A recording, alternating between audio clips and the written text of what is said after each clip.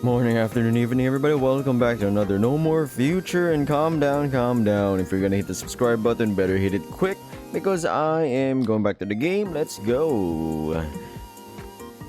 Yo, this background music is banging. Wow, I don't know, man. It's giving me bump.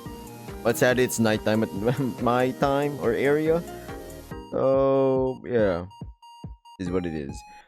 You feel like you should be glad that she took time out of her day to surprise you like this, but for some reason that isn't the case. Maybe it's because you're still drained from the day's events and simply don't feel ready to smile before your friend just yet. But something tells you that this isn't true either. When was that again? When did she tell you I was going to the train station? Your question seems to stun the dog for just a moment, but she quickly regains her calm as she answers. Just now, actually. About 5 minutes ago to be exact. Why? Her answer confirms her suspicions. Because 5 minutes ago was literally when I got off the phone with her. Pandora HQ is about 30 minutes away from here. How did you even get here that fast? Unless Pandora's managed to invent teleportation in the 2 hours you were away for, Natalie's presence here is practically impossible.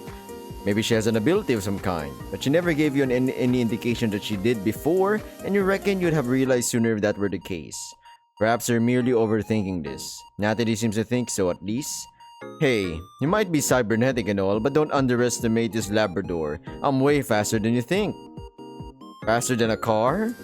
Hey, you try waking up late for an exam without knowing where it's even taking place. In a college you keep getting lost in. Your friend's expression seems to considerably sour as she recounts her school years to you, but she manages to end her sentence with a faint smile. I'm resourceful like that. Yeah. Resourceful. Right. Just then a loud melody rings throughout the station, reminding you both that you still have a train to ride. Ah. Fuck. I guess our time's up. Sorry for cutting the conversation short, but I really gotta... Oh, that's alright. We can continue it on the train if you want. Oh, what a cute face. Look at that. Now it's your turn to look completely stunned. Oh, wait, you're coming with? Of course. As long as you'll have me, of course. You know? Though you better decide fast because it doesn't look like we have much time left. That is true. It doesn't appear as though the train will give you much time to sort your feelings on the matter after all. Even though there's still countless questions you wish to ask and countless doubts swarming your mind, it doesn't take long for you to reach a decision. Alright, I'll lead the way. Natalie giggles behind you as you step into the train, a wide smile on her lips. Why did you decide to show up now of all times? Right as you're about to leave, if she wished to talk, couldn't you have done so on the phone like usual? And why do you feel so strange all of a sudden, instead of relieved? Alright, that's a little bit sus. A little bit sussy, I don't know. It doesn't take long for the two of you to find some seats to rest on, right next to each other or surrounded by other passengers. Some of them begin to flee to the other carriages as soon as they see you approaching, others pull up their phones and try to pretend as though they aren't scared half to death. You try your best to ignore their suspicious gazes and periodic glances as you turn to look at your canine friend. You! Right on time. It's always a race against the clock when we're together, huh? Hey, don't drag me into this. I'm never late for the train when I'm by myself. The Labrador giggles at your defensiveness. But hey, at least this time you won't have to take the train all by yourself. I try my best to keep you company while on the phone, but I know it's not quite the same thing. What I'm trying to say is, I hope we have a great time together. Aw. What the hell, man? This is gonna make me cry, man. Yeah, I know what you mean. I hope so too. I really like the facial emotion, the way Isaac all emotes. It's always either he's anxious, he's worried, or he's scared, he's angry, or all of the above. After a few more seconds, the train's doors finally close and you begin to move at a steady pace out of the station. The scenery outside begins to change, little by little, yet you find yourself more preoccupied with the passengers around you than anything else. That's gotta be distracting. The surprise, curiosity, and fear that you can find their eyes before they hastily hide them from you mirror your current feelings quite well. You thought you'd be able to clear your head while journeying home, but instead you feel more stressed than ever, almost as if... Isaac? Natalie's hand touches her shoulder, an apprehensive look on her face. Are you okay? You don't look so well. Instinctively, you shy away from her gaze, turning your own to the floor. Even though Natalie is your friend, you don't feel like opening up to her right now, or anyone for that matter. No, all you want right this moment is a large sofa to let yourself crumble over and a warm pillow to cry yourself to sleep onto. Sorry. But the more she looks at you with those big, caring eyes of hers, the harder it becomes to keep everything bottled in like usual. No, I'm not okay. I haven't been okay in quite a long while. It was hard enough to say that much. Painful too. It takes a big man to say straight to someone's face. Someone they know, of course, because if it's a complete stranger, we better hope to God the stranger isn't pissed as well that day that you haven't been okay, say you haven't been okay for a long, long time. And yet the Labrador, as if oblivious to all that, pushes you onwards to continue. What's wrong? Did something happen while you were out with Jasper? It's complicated. Besides, I don't think now is the right time to have this conversation. Give a careful look to your surroundings. I think I'm hearing a motorcycle outside of my house. I don't know if you're hearing that right now in the recording. If you are, well, editor, you know how to do. You give a careful look to your surroundings, trying to glance at as many people as you can. Almost everyone around you has their eyes locked into your frame, their ears peeled for anything you may say, their fear as palpable as their own insecurity. Are they truly just as clueless as you were about the truth behind this world? About the power Pandora wields? Worse yet, should you give in to Natalie's prodding? Are you willing to accidentally enlighten them about it? Just then as you finally alert to everything that's troubling you, you see Natalie stand up from her seat, a determined look on her face. She tugs at the collar resting on top of her sweater as if begging it for courage before facing the curious crowd with a raging fire in her eyes.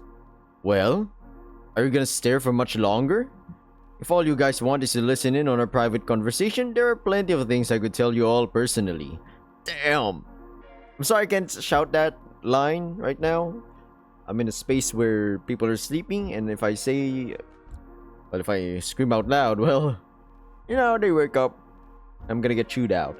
The Labrador speaks in a tone you're unaccustomed to. It's cold, almost manly, and it's quite a lot different from the way she sounded previously. When she got mad with Mary back when the two of you first met, it almost seemed like a performance, like she was trying too hard to sound angry with her friend. This sounds way closer to the real deal. And it's clearly effective too. It doesn't take long for the rest of the passengers to clumsily vacate the carriage, like panicking kids running away from a monster. Or maybe more like annoyed people who don't have the patience to deal with a very, very angry pooch. It's kind of hard to tell. Once the carriage is finally empty, Natalie immediately collapses on her seat, a conflicted look on both her face and your own. You don't know what to say. Honestly, I get it. Listen.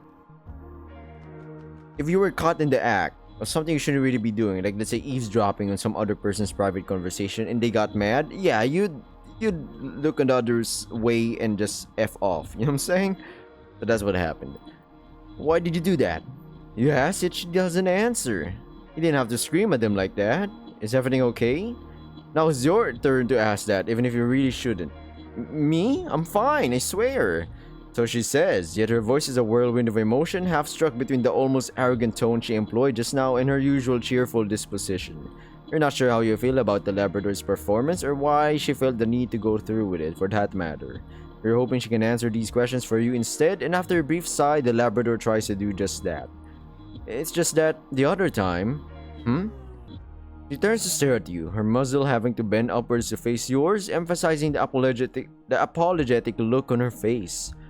The other time when we took the train together, well, kind of together, you seemed upset at how everyone left all of a sudden when you arrived. I didn't say anything back then, but I could tell. And now seeing how those people were looking at you back there like you were a rabid animal or something, I don't know. I got upset. I got really upset.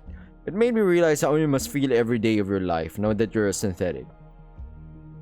Same thing what a parent would feel, same thing what someone would feel towards their pet. I'm sorry, Isaac is not a pet, okay? Clarification. It's just that if someone is assuming that something negative already, even though they don't really know the person, the animal, or whatever. Prejudice. but you know the person, so you get a little bit defensive about it because you're like, come on, you can't be saying straight. You don't know the person and you're trash talking them in front of my face. Nah, I'm not letting that slide, homie. I'm not letting that slide. Okay, if you're speaking facts, all right. I can't really defend that, but you know. Going back to the topic of the game, she hesitates to speak further, but your silence eventually encourages her to continue. I'm sorry, I shouldn't have scared them off, now that they were almost letting you be in peace. But when I saw that look in your eyes and imagined the way you must be feeling right now, I felt like I had no choice. I don't want you to look like that. I don't want you to feel that way. I want to help. The canine's words pierced your solid exterior like a jolt of lightning, stirring up feelings and thoughts in you that you tried for so long to put to rest. A warm sensation begins to overtake you, slowly overpowering the coldness that has taken a hold of you ever since you left that restaurant. I'm sorry, I wasn't supposed to do that. It's my fault. I should just... Natalie makes as if to stand up, but you immediately lay your hand on her shoulder, the same way she laid hers on yours just a few minutes earlier. And though your touch is nowhere near as mellow as hers was, it caused enough of a stir in her disposition that it soon convinces her to sit back down. It's okay, you're okay. I'm not sure whether what you did was good or not, but I appreciated it. At least you'd think so. Really? Yeah. I mean, it was harsh, but at least it got the job done. You're right. I don't like the way those people look at or think of me, and right now I'm in no mood to deal with it. I wanted some time to myself, okay? Some time to talk with you. I'm just kidding. Calm down, everybody. You did? Good question. The idea of discussing what happened at the restaurant with Natalie resurfaces in your mind. Though you scorned such thoughts before for obvious reasons, now that everyone else has left, you're quite close to reconsidering. After all, you'll have to tackle the elephant in the room at some point, right? Hi, Zach. Are you okay? Natalie stares at you with big, curious eyes, but you're not sure how you're meant to answer that question right now. Nonetheless, you try. Also, this game is getting updated, man. I never knew that. I just checked and I was like, wow, wait, there's more chapters after this?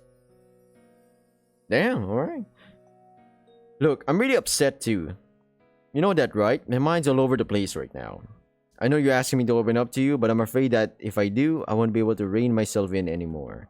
I might start yelling at you too, and who knows what I could say. I don't want... It's okay. Natalie pats her back reassuringly with a happy smile on her face. I know what I'm asking for, alright? You don't need to warn me. I can tell you're bottling up a lot of stuff inside. Oh, sorry, didn't read that one. And it's not very pleasant either, is it? I want to help, even if you wind up saying some mean things by accident. Even if I deserve it. You gaze into her eyes. I don't know, man. I don't know.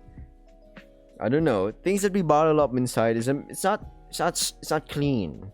It's not straight up facts, right? When you like open the bottle, bad stuff. You'll be blurting out bad stuff, trust me, or maybe doing bad stuff. You'll be saying mean things that you may or may not meant, because you know it's a mixed bottle of emotions. Your friend is more confident in herself than ever before, ready to weather your storm with nothing but her seat to hold on to. It's inspiring in a way, almost reassuring even. You sigh, already feeling like this is a bad idea, and the evil thoughts encircling your mind like ravenous crows seem to think so, at least. But it's about time you confronted them head on, once and for all. Jasper told me all about Pandora back at the restaurant. About its beginnings, its purpose, its legacy. Natalie's head tilts in curiosity and uncertainty, because she's like, everybody knows this, and Pandora, what you talking about? See? I'm sorry, but I don't think I follow. What bothered you about your conversation with Jasper? What bothers me is that neither you nor Mary ever spoke of this with me before. You didn't mean to shout just now, but when the words came out, so too did the anger you were unknowingly repressing. Why did you never mention anything about how Pandora owns nearly every business in the world? About where they get the money to fund the synthetic project from? Did you think it's important to tell me about the corporation who owns me right now? When I think about the corporation, you know, how big it got.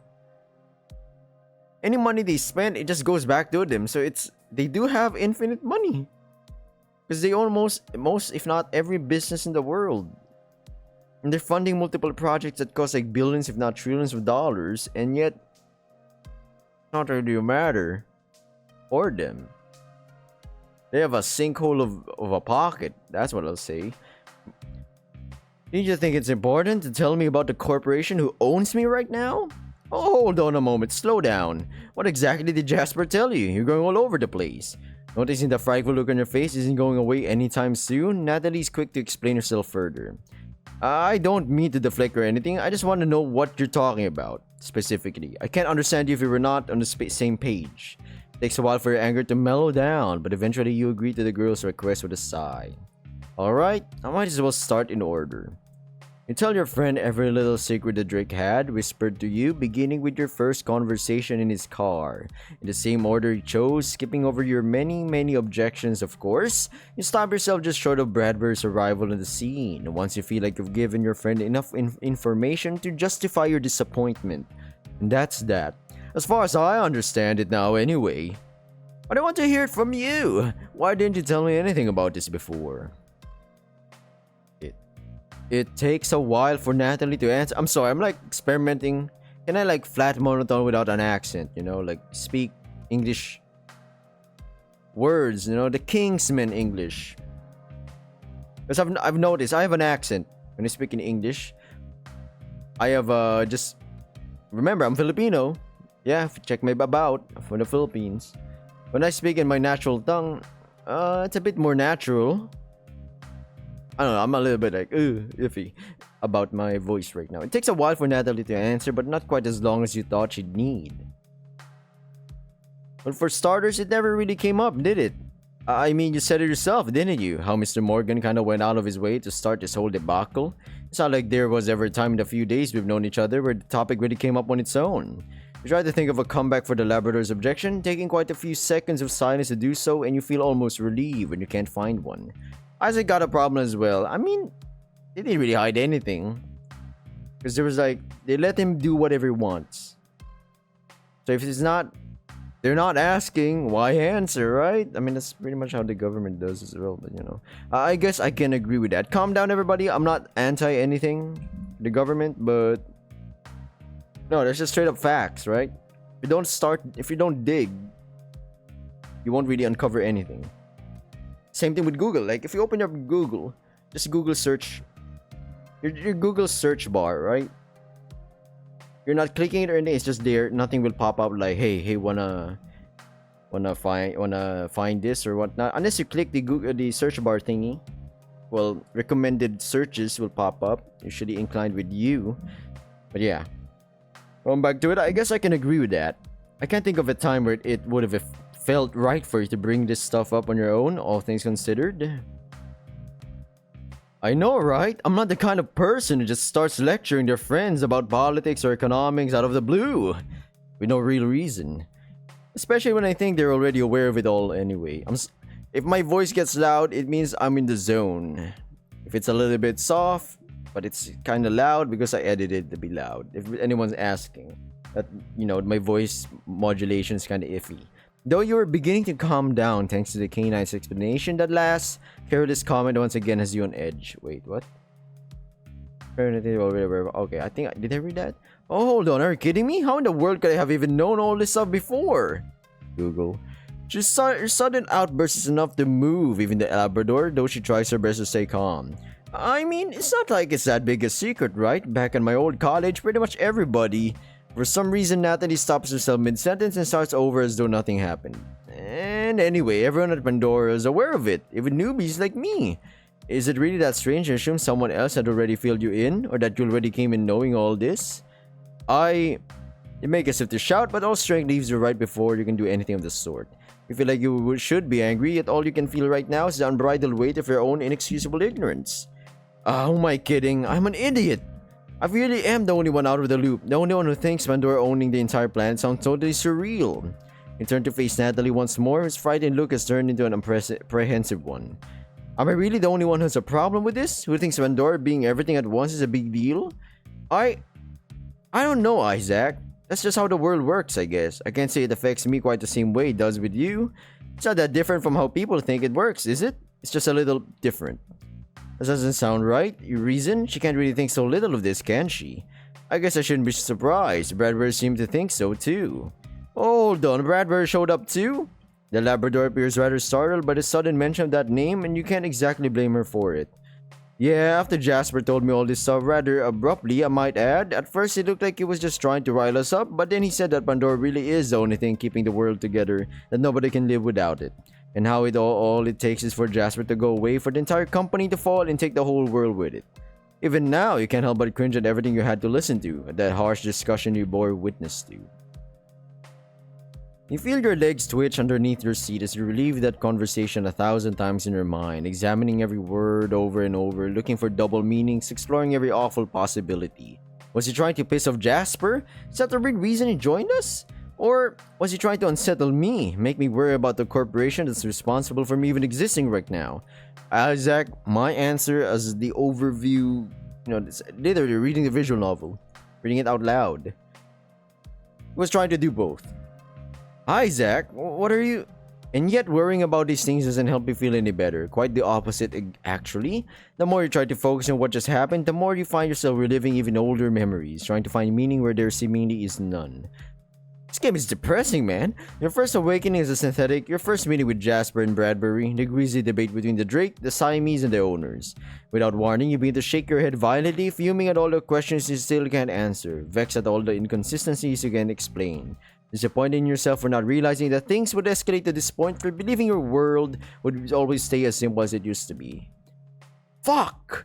Why am I even thinking about this stuff? What the hell is even going on anymore? You're crying a few decibels away from becoming a full-on shout, yet you can't bring yourself to care right now. It's like I suddenly got drafted for a war I never asked for, and I don't even know whose side I'm on. What does Jasper want from me? What does Bradbury want from me? Why does Mary keep hiding all this shit from me? Are they trying to pit me against each other? Is that what's happening? Isaac. Natalie tries to reach you in your shock, but it only causes you to retreat further and further into yourself. On a side note, I'm a little bit curious, right? They're still human organically, if I'm correct. It's just the outside exteriors are different, like them becoming dragons, anthropomorphs, yeah. So them, there's still a mother and father here apparently, and they're still doing it the same way. So I guess I don't know. I have a lot of questions, biologically speaking, for this lore here. It's a world, one heck of a world. There are people with robots, AIs, anthros with abilities, geniuses. Because clearly, there's like Mary over here has like multiple PhDs, which is crazy. Well, not here, but in the game. I never asked for any of this. I never wanted any of this. This technology, this body was supposed to let me go back to my old life. And continue from where I left off, god damn it. Instead, all I got is a different life, surrounded by strangers who lie to and insult me everywhere I go, by CEOs and federal agents and journalists who can't wait for me to fall. Isaac?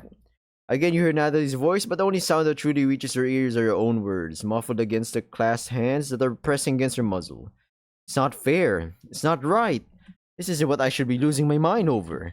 I just want to go back to being me again. You spend some time like this, cradling your head with your robotic claws as your voice and breathing becomes fuzzier and fuzzier. It feels miserable to do this in front of Natalie, to know she's watching you as you pour your heart out in regret and frustration. And yet, what else can you do? Remember, everyone has a bottle. The capacity differs, but there are limits. And once it opens, it's nasty. It's hard to put the genie back in the bottle. Also, let's say someone's in front of you. You know, you're conscious. You're consciously aware. It's humiliating. It's cringy. It's a awkward thing.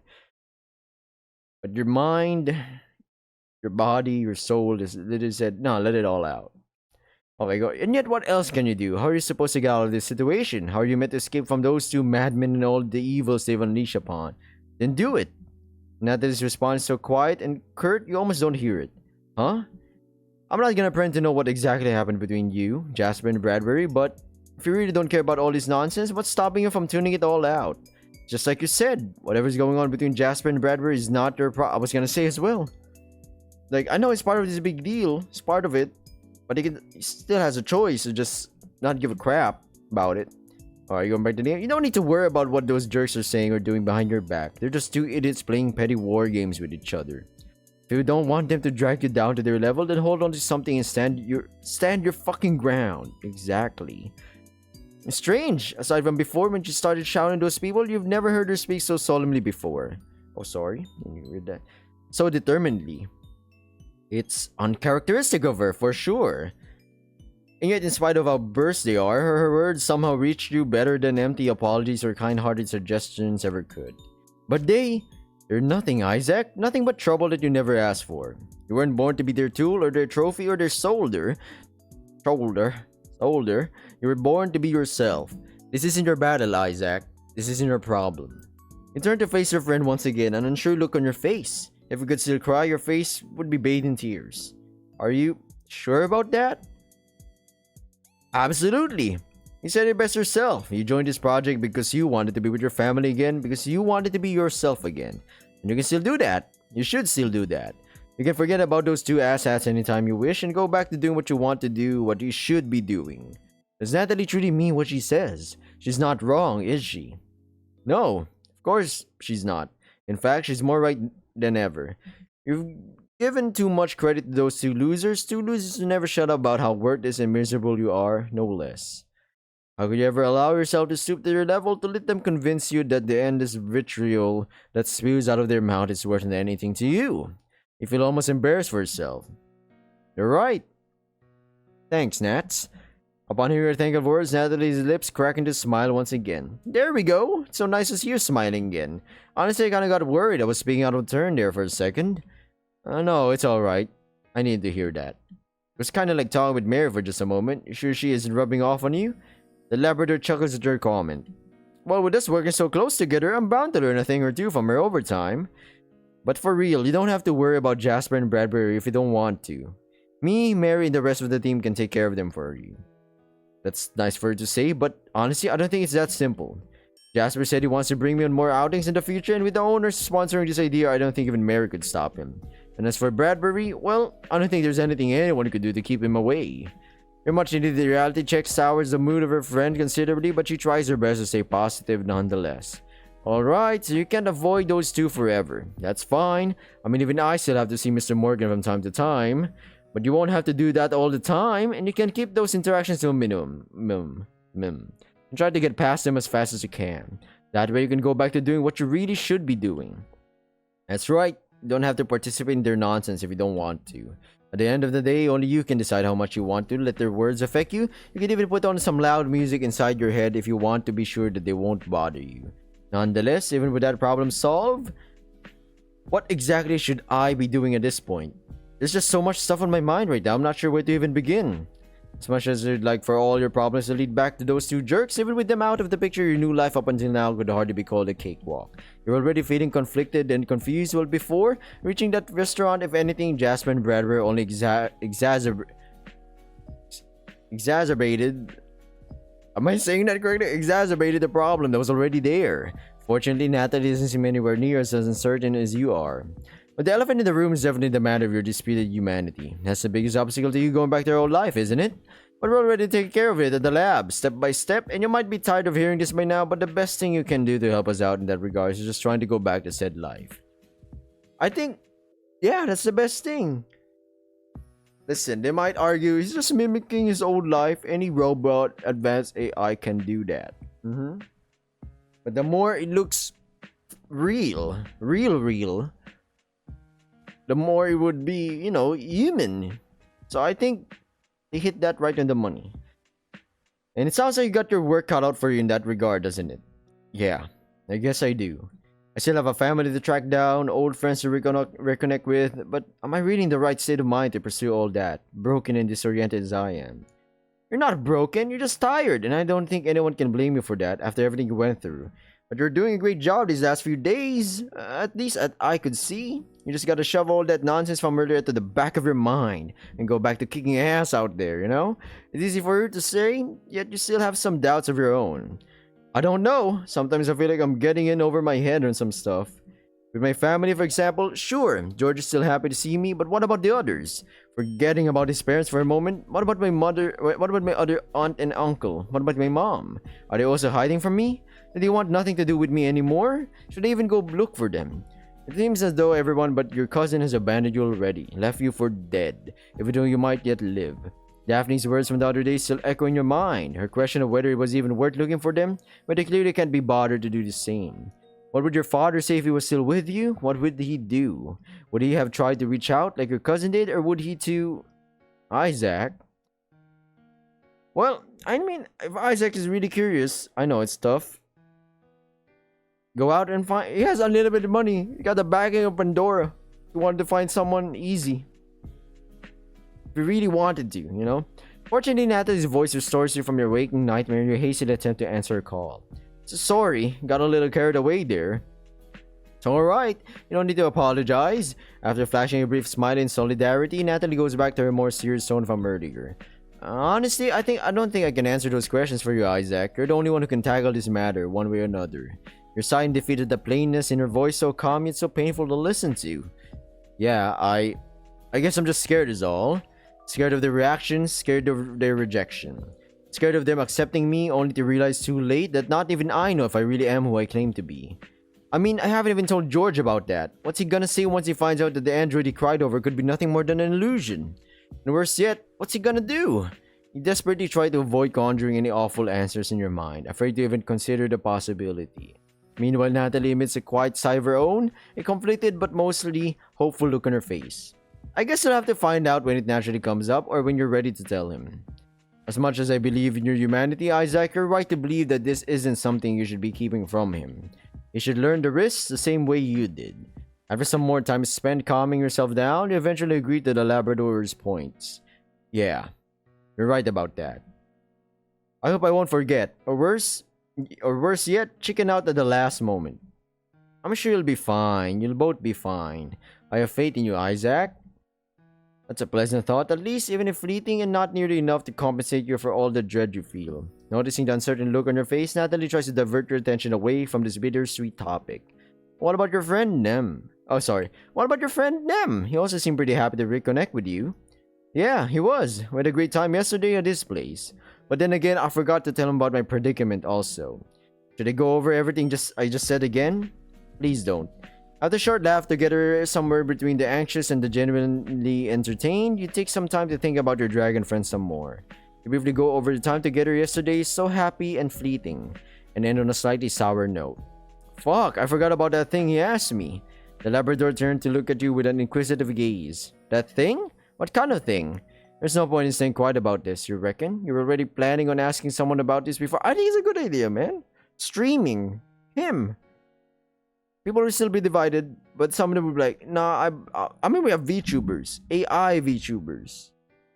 People know they're AI, but they feel like close connection to it. You know what I'm saying? I think people... The no man is an island thing. Yeah, I think that's true. I mean, some people can literally be in an island alone by themselves and don't give a crap. But it could also be correct. There's a lot of theories, a lot of things in life, even quotes, that are all applicable. Just depends on the situation. The variables about it. There's no point in staying quiet about this, you reckon? You were already planning asking someone about this before. Well, before everything went to shit anyway. Nem's trying his hardest to become a video game streamer in his after work hours, even built his whole home around this goal, it seems. In addition to there's a plane above my head. Oh, it passed by. In addition to going back to being friends, he asked if I would join him on one of his streams for fun. Ooh, that does sound like fun. You look into it already? I assume there's a lot you gotta make sure of before you can do something like that.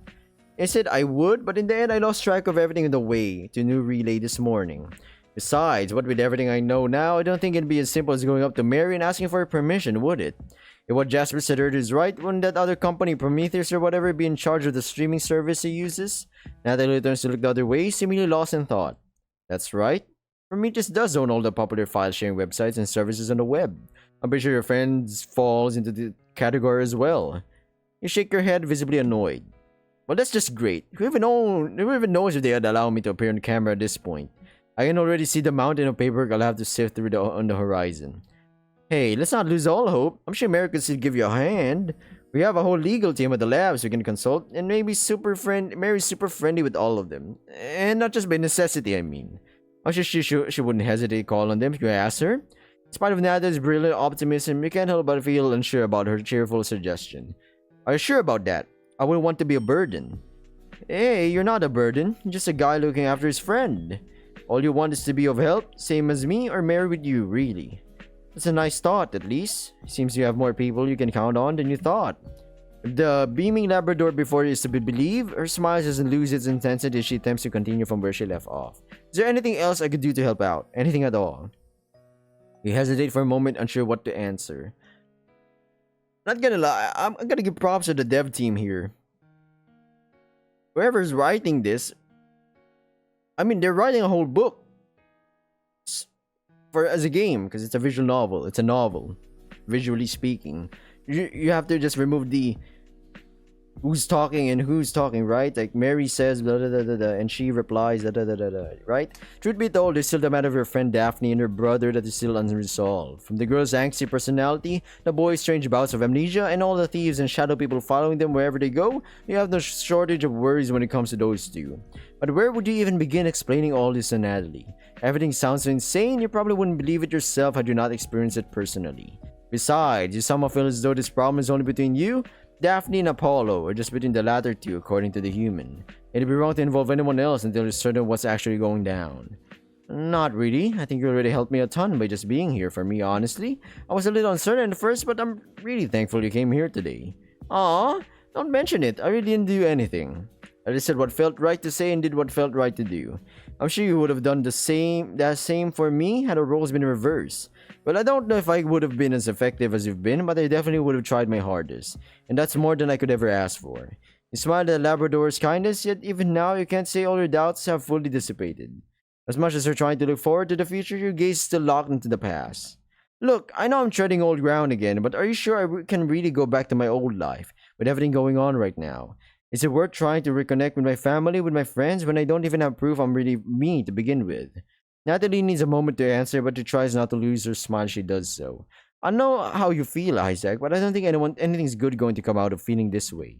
I understand this is a really important topic for you, and I don't blame you for being worried, but at this rate, you're gonna lose your mind again. Well, I can't really argue with that, honestly. So what do you suggest? That you take some time off, for starters? Well, more off than usual. Yeah, he's not taking time off, weirdly enough. I've noticed that, because it's been... Okay, here's my checklist to-do list. I have to do this, I have to do this. My god, it's like... Gotta do the side quests and main quests at the same time. It's not doing the chillax kind of thing, you know? Like, maybe chill out at his apartment, browse some stuff, watch movies, TV shows. I don't know, man. I don't know how he does his spare time. You gotta get your mind off these things. Read some ebooks, exactly. Play some video games, exactly. Explore a bit. When nobody's around, anyway. But for real, try to think a little more positively in the future, alright? You're not broken, or a soldier, or an abomination of science, or whatever else Mr. Morgan or Bradbury think you are. You're a person, Isaac, with thoughts and feelings that you can't allow them or anyone else to trample over. You're my friend, and you deserve to be treated with kindness and respect. Again, you feel a kind of warmth emanating in your chest, even though you know it's not really there. Not quite enough to overpower the dark thoughts in your head, but a pleasant sensation nonetheless. Even though you still have a lot to think about, you try your best not to let it affect you as you reply to your friend. Thank you, Natalie. I don't know what I'd do without you. Oh, you do just fine, I'm sure. I'm just trying to help out where I can, all. Well, I appreciate it, even if it feels like all you've done so far is be my personal therapist. Hey, that's part of the job too, and honestly, it's not like there's a lot else I could be doing right now. My original assignment was to help you adapt to your synthetic body, but it looks you're more or less there already. There are a few things we haven't gone over yet, but I'm sure we'll find the time to do so one of these. Final destination, Bloomberg City. Arrival estimated in 2 minutes. Days. Again, it has to do a double take as she hears the train's AI speak over the intercom. Its vibrant yet cold tone reminded the two of you that your time together has come to an end. Well, that's unfortunate. I was hoping we could hang out a little more than we did. Wait, you're not coming? Unfortunately, no. I still got some stuff to do at home, and I need to go back to New Relay eventually anyway. I just want to spend some time with you in person for once in a while, try to make your day a little brighter. Instead, we ended up talking about what was important. Stop your friend mid-sentence, not wanting to see yourself deprecate the way you did earlier. You helped me out when I needed you the most, and I'm really thankful for that. Who cares if we couldn't chat about the other stuff? We'll have more time to hang out and have fun in the future, won't we? Yeah, that's right. I'm sure we'll have other opportunities to spend some time together. I still need to bring you to that amusement park downtown, and oh, we never went to the pizza place together. Yeah, things kinda got in the way of that. But it's fine, we got all the time in the world to get that sorted out. Well, at least I do. The Labrador chuckles at a slightly morbid joke, a bright smile on her face as the train begins to slow down in preparation for arrival. It's a promise.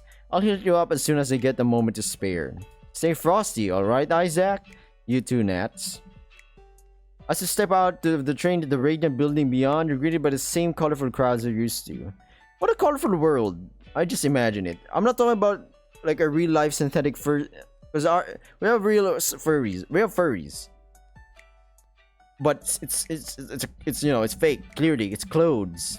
No matter how vibrant they are, it's stiff. It's not real. Get him out of here. Sorry to say that.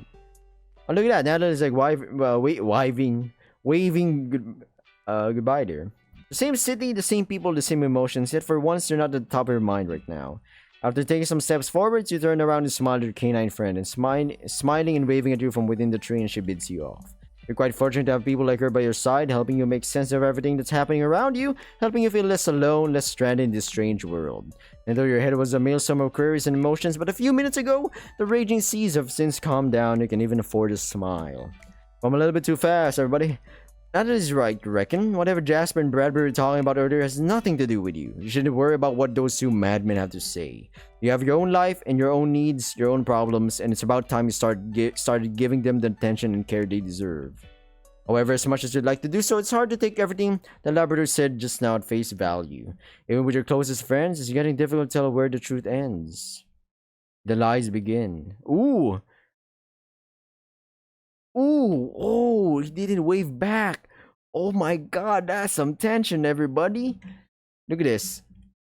And the lies begin. That's a good way to end that. End of build 12.0. Do not save past this point. Alright, let me just go back here. And save. Return. I'm gonna end this video right here. I'm gonna download, I guess, the updated version of it. There's a couple of chapters already. Hopefully you like the video. Subscribe, watch this video or other videos. You get it. Good night. Bye!